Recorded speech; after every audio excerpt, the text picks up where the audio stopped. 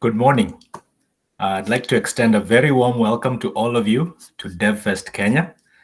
While the energy of being together in the same room is difficult to replicate virtually, I'm thankful because this virtual mode allows me to join you from California, where it is currently midnight on Friday night. For those of you that I haven't had the pleasure of meeting yet, my name is Chris Kiagiri. I've been with Google for a little over 15 years, 2.5 years in the US, and then 8.5 years in Kenya with Joe Mushero, and now 4.5 years in the US again. And it is a distinct honor for me to be able to share this time and this space with all of you. As I was considering what to say to all of you this morning, two thoughts came to my mind. Number one, with Google celebrating its 22nd birthday just last month, it occurred to me that there are a good number of you who may be younger than Google. I therefore cannot assume that you have all witnessed the history of this company as it has evolved since the early years. Number two, it struck me that you all represent the largest cohort of Google technology enthusiasts in Kenya. You are the developers. You are the power users. You are the coders. You are the influencers. So although we do have a Google Kenya office where I used to be based and where Akina John and Eunice and Benson now sit, in many ways, you all are Google in Kenya. That means that although I have a few things that I could share about my perspective on Google in Kenya, you are the ones who are truly living out what it means for Google to be in Kenya. And so with that in mind, I thought it might be more useful for me to shed some light on Kenya in Google. I'm therefore going to attempt to do three things in the 20 or so minutes that we have together, based on the unique vantage point that I have. I'm going to try and tell the story of Google in Kenya, but even more importantly, the story of Kenya in Google. I will try to interweave that with a historical timeline of the early days of the company, as well as a bit of my own personal story from the past decade and a half, working at this place that has changed the world and continues to touch the lives of billions of people every day, including each one of us. Sawa sawa. Hi. Google was founded in 1998 by Larry Page and Sergey Brin, who were graduate students of the same university where I was a student at the time. So let me just pause and say a word to university students, those of you who are in campus. As the Bible says, let no one despise your youth. Whichever company or organization that you'll end up being a part of, whether as an employee or as an entrepreneur, that company may not exist today. I often marvel when I think of how when I was sitting for my KCSE exam at Starehe Boys Center, this company that I've now been with for the last 15 years did not yet exist. For those of you who are old enough to remember the 1998 US Embassy bomb blast, Google did not yet exist when that happened. And even when I joined university, Google still did not yet exist. What's my point? My point is that the company or organization that you'll one day be a part of may not yet exist. So don't look out on the landscape today and think that it represents the totality of what's available to you. Take heart. Keep building your skills. Your presence here today tells me that you are already doing that because you've chosen to spend a good part of your weekend here at DevFest Kenya to expand your vision of what's possible, to gain new knowledge, and also to connect with other like-minded members of this growing, vibrant community. The mission that Larry and Sergey chose from the beginning was to organize the world's information and to make it universally accessible and useful. Our current CEO, Sundar Pichai, frequently reminds us as employees how fortunate we are to have such a timeless mission. The amount of information to organize has grown exponentially since that mission statement was first formulated. An astonishing 90% of the world's data has been created in the last 2 years alone. Stop and think about that. I'll say that again. 90% of the world's data has been created in the last 2 years alone. Google processes over 3.5 billion search queries every single day. If you calculate that per minute and actually per second, it's 40,000 queries per second. Large numbers. Now, for the first 5 years of Google's existence, there were no Kenyans among Google's first 3,000 employees. The first Kenyan at Google was hired in 2003 and was based in London, which was a small sales office at that time. It was only a 2-year-old office. It is the same year that Google AdSense was launched. Up until that point, there was just search on google.com and AdWords, which was the ads that used to appear on google.com. But then in 2003, AdSense launched. AdSense allowed websites to monetize traffic by displaying Google ads on those websites. And so I became the second Kenyan to join the company in January of 2005 on a contract for the first year, and then as a full-time employee ever since.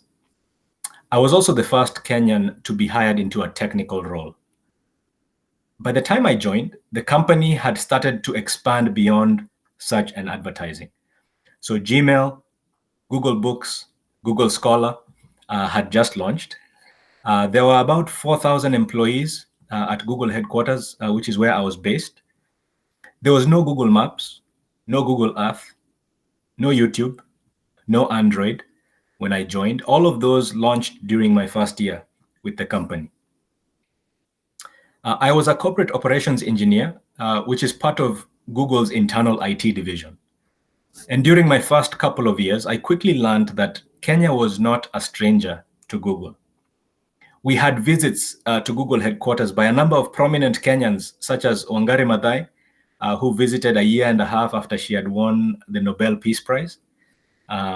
There's a picture of me there on the slide with her during that visit. The following year, the Kenya government sent a delegation led by Honorable Mutahi Kagwe, who was the Minister for ICT at the time. So they came and visited Google headquarters as well. Within that same time period, in late 2006, a Google delegation undertook a tour of several countries in Africa, including Senegal, Ghana, Rwanda, and of course, Kenya. There, they met with government officials, NGOs, academia, multinationals, telcos, ISPs, entrepreneurs, investors, all to explore the feasibility of setting up a local presence somewhere in sub-Saharan Africa. I can still vividly remember attending the talk that they gave in early 2007 when they presented their findings after that trip. And I was thrilled when they indicated that Nairobi was the leading contender for the first Google office in sub-Saharan Africa. You have to remember that this was long before the first submarine cables landed in Mombasa. There was no Teams cable, no CCOM, no Easy, which means that all outbound internet traffic from Kenya was via satellite at the time. For all of you networking folks, connecting via satellite meant a minimum 600 millisecond hop that could not be overcome based on the laws of physics. So Google saw an opportunity to deploy proxy machines or cache servers within local ISPs and exchange points in order to optimize routing of Google traffic. Later that year, 2007, when Joe Mosheru was hired as the first Google employee to be based in sub-Saharan Africa, I got to meet him during his onboarding in the US.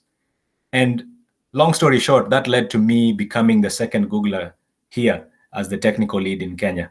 The first local team that we hired and built up was the Google Maps team. That was quickly followed by a localization team. But beyond the work of those two teams, it was very clear that Google's approach would be driven by partnerships. And so the very first partnership that we signed in Kenya was with Keynote to deploy Google Apps, which is now known as Google Workspace, for universities. The second project I worked on was deploying those Google Global Cache servers at local ISPs. Due to the high latency of satellite connections, this helped to cache video traffic so that after the first viewer in Kenya fetches a particular video, all subsequent viewers of the same video in Kenya would be served from the local cache with low latency and without buffering. Some of you might remember in those days, we used to open a YouTube video and immediately hit pause. We would let it buffer. And then once the buffering was almost complete, we would unpause it in order to watch the whole video without interruptions due to buffering. How times have changed. And so at this point, 5 years since the first Kenyan joined Google, now for the first time, we had more Kenyan Googlers in Nairobi than in the rest of the world. That was an exciting milestone. You'll see here that I've stopped the timeline at 2008 because that's when the Google Africa blog launched. So you can always go and read the archives of all that happened since then. It's the 5 years before that, whose history it's harder to come by. Now, not everything we worked on during those days was successful. From Google Baraza to Google Trader to Beba Pay, there were multiple initiatives that we tried, got some initial traction on, but later decided not to continue with. In each of those cases, the key was to make sure that we were constantly learning. You've probably heard the well-known quote by Henry Ford, in which he says that the only real mistake is the one from which we learn nothing. The only real mistake is the one from which we learn nothing. And so that's my second admonition to all of you. Failure is only failure if you don't learn from it. Whatever it is that you are currently working on, whatever the outcome, make sure you're not missing the lessons along the way. Learn to fail forward. If you're not familiar with that term, fail forward, Google it. Failing forward is how you learn. It's how you innovate. It's how you build resilience. It is the art of turning a failure into a benefit for the future. Keep getting better at being a student of your failures. Identify where you went wrong, learn from it, and then move on, either by trying again or by trying something different. That is how you turn your setbacks into future successes. On a personal level, when I returned to the US, I was able to use my experience with Beba Pay to join the Android Pay team and be part of transitioning it to become Google Pay, expanding it from Android so that it now includes iOS as well as the web. There were various lessons learned from Beba Pay that inspired some functionality. So Google Pay now includes various localized integrations, such as leveraging the Unified Payments Interface, UPI, in India, and there's more to come. Bringing it closer to home, payments remains a large opportunity space, as you all know. I'm sure we've heard the exciting news this week about Paystack. Earlier this year, Google joined the open source digital payments initiative called Mojaloop to provide a reference model for payment interoperability to overcome barriers that have slowed the spread of digital financial services. And I hope that there are many of you here today who have seen the project on GitHub, and that some of you are plugged into that effort, along with Akina Simeon Oriko and the rest of the community over there. If not, be sure to check out mojaloop.io. All right, enough about my story. Today, the Kenyan community within Google is well over 100 Googlers in over 10 countries around the world. From software engineers to product managers, from legal to finance, from sales to marketing, from Android to YouTube, from hardware to payments, data center operations, Google Cloud, there are Kenyan Googlers on all of these teams that I've mentioned. And it's not an exhaustive list. And this does not even include our Kenyan colleagues in other Alphabet companies, including Loon, Waymo, Capital G, and Verily. So in one sense, Kenya has already come to Google in a big way. Yet, you know what will really bring Kenya to Google? It's all of you. All of you. This past month, we've seen over 47,000 sessions on developers.google.com from Kenya, representing over 26,000 unique users or developers. We are seeing lots of activity from you around AdMob and web, a bit of reCAPTCHA, OAuth, Maps, Android, AdSense. Hii ni maendeleo. But I'm sure we all know that this is nowhere near our full potential. There is so much that we can still build together. Just to pick one example, machine learning. It's a big area of opportunity today. Some of you may already have seen the video that was published around this time last year, telling the story of how Tambua Health has used TensorFlow to help doctors detect respiratory diseases using machine learning. But because it's such a good story, and I'm sure there are some of you who haven't seen it yet, allow me to play it for you.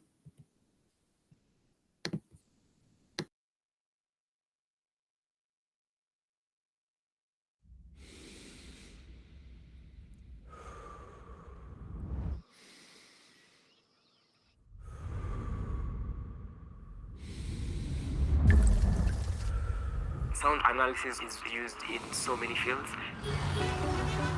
such as identification of music and the identification of the type of animal based on the sounds that they produce. Sound is critical to what we're doing because physiological sounds are very important in medicine, but the traditional stethoscope hasn't changed for close to 200 years. The doctor is limited by the human ear and they cannot hear specific frequencies. This method is very inaccurate and causes a lot of misdiagnosis. Our mission is to use machine learning and TensorFlow to revolutionize the diagnosis and treatment of respiratory diseases in low-resource areas such as sub-Saharan Africa. The Tambua app is a powerful screening tool that helps doctors make decisions quickly. The core technology is trying to mimic the human auditory system. Once the patient walks in, the doctor collects the lung sounds with symptoms, risk factors, and vitals of the patient. And then the Tambua app combines all that information and gives the doctor a probability of the patient having a specific respiratory disease. Kuna any abnormal breath sounds? Eric introduced TensorFlow to us because he felt that we can use TensorFlow to go through all the stages of development to deployment of our model. Our model uses spectrograms. We take sound data from the digital stethoscope and convert it into a visual problem that the computer can best identify. We have worked with a number of clinics and pathologists, and we are able to collect data from 621 patients, and then we use that data now to build a machine learning model. Once we had trained and evaluated our machine learning model, we deployed it on our Tambua app. TensorFlow Lite helps us to perform an inference on a mobile device without the need of a connection. So doctors can use the Tambua app offline without connecting to the cloud. There are 216 healthcare facilities that are using the Tambua app and the Tambua devices. These clinics are spread out and some are very rural clinics. It's really a nice project. I can elicit a crackle plus the vital sounds. Then when I add the clinical history and the other physical examination, there's no need for me to take this patient for an X-ray.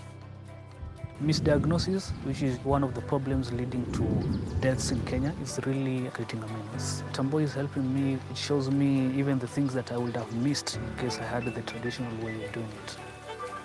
Over 2.5 million people die each year because of pneumonia, asthma, COPD, and pulmonary tuberculosis. I believe that we can use machine learning in treatment and management of these respiratory diseases.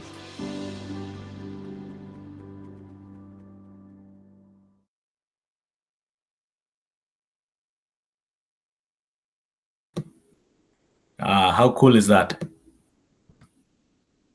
It's fantastic. All right. My time is running out, but I'd like to conclude by saying a word or two about Google Cloud, which is where I have spent the last 2.5 years. It is the fastest growing part of Google. It is definitely Google's next rocket ship, and there is a great opportunity for you as a developer to get on board. Let me encourage you to make time, head over to the Google Cloud blog, and read about how Safaricom has used Apigee, which is Google Cloud's API management service, to simplify how it integrates its mobile services with partners. After you've done that, go read about how Governor's Camp has used Google Workspace to streamline the operation of their Safari business here in Kenya. Meanwhile, as of today, there are 21 of you here in Kenya who have achieved Google Cloud certifications. I commend you for being trailblazers. At the same time, I want you to notice what a tiny percentage this is compared to the number of people who have been certified globally, 16,000 plus. Out of the 21 of you, most of you are associate cloud engineers. 5 of you are professional cloud architects. 3 of you are professional collaboration engineers.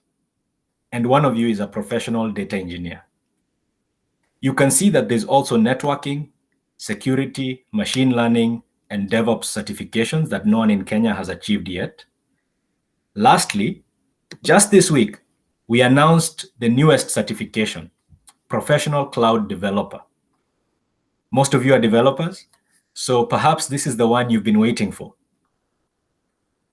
I remember when I was in primary school, we had what was called the 4K Club.